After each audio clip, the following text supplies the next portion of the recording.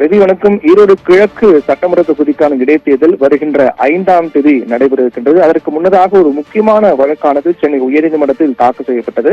அந்த வழக்கு ஈரோடு கிழக்கு தொகுதி பொறுத்தவரையில் ஏற்கனவே நடைபெற்ற இடைத்தேர்தலின் போது, அதாவது 2023ஆம் ஆண்டு நடைபெற்ற இடைத்தேர்தலின் போது கொட்டகை அமைத்து அதில் வாக்காளர்கள் தங்க வைக்கப்பட்டதாகவும், காலை முதல் இரவு வரை வாக்காளர்கள் தங்க வைக்கப்பட்டு அவர்களுக்கு தேவையான உணவு உள்ளிட்ட பொருட்கள் வழங்கப்பட்டதாகவும், இதனால் பிரச்சாரம் மேற்கொள்ள முடியாமலும், அதே போன்று கொட்டகை அமைத்த கட்சிகளே வெற்றி பெறக்கூடிய சூழல் ஏற்பட்டதாகவும் குற்றம் சாட்டி அந்த பகுதியை சேர்ந்த, அதாவது கொங்கு தேச மறுமலர்ச்சி மக்கள் கட்சியை சேர்ந்த ராஜா என்பவர் சென்னை உயர்நீதிமன்றத்தில் வழக்கு தொடர்ந்திருந்தார். அந்த வழக்கில் கடந்த 2023 நடைபெற்ற இடைத்தேர்தலின் போது அப்போது நடைபெற்ற சம்பவத்தை சுட்டிக்காட்டி அது போன்ற சம்பவங்கள் நடைபெறாத வகையில் நடவடிக்கை எடுக்க வேண்டும் என்று குறிப்பிட்டிருந்தார். அந்த வழக்கானது இன்று சென்னை உயர்நீதிமன்ற நீதிபதிகள் ஆர் சுப்பிரமணியன் மற்றும் குமரப்பன் ஆகியோர் அடங்கிய அமர்வில் இன்று விசாரணைக்கு வந்தது.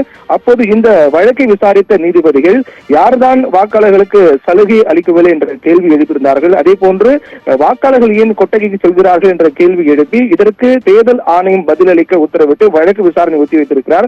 இதன் மூலமாக இந்த விவகாரம் தொடர்பாக தேர்தல் ஆணையம் பதிலளிக்க வேண்டும் என்ற ஒரு நிர்பந்தமானது ஏற்பட்டிருக்கிறது.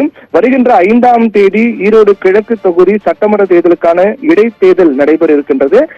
இதன் காரணமாக 8ஆம் தேதி வாக்கு எண்ணிக்கை நடைபெறுகிறது. அதற்கு முன்னதாக இது போன்ற தேர்தல் பிரச்சாரத்தில் ஆளுங்கட்சியாக இருக்கக்கூடிய கட்சிகள், அதே போன்று செல்வாக்கு மிக்க கட்சிகள் இது போன்ற கொட்டகை அமைத்து வாக்காளர்கள் தங்க வைப்பதன் மூலமாக ஏற்கனவே 2023ஆம் ஆண்டு இதே போன்ற ஒரு நிலை ஏற்பட்ட காரணத்தால் தான் தோல்வியுற்றதாக அந்த தொகுதியை சேர்ந்த கடந்த 2023 இடைத்தேர்தல் போட்டியிட்ட ராஜா என்பவர்தான் அந்த மனு தாக்கல் செய்திருந்தார்.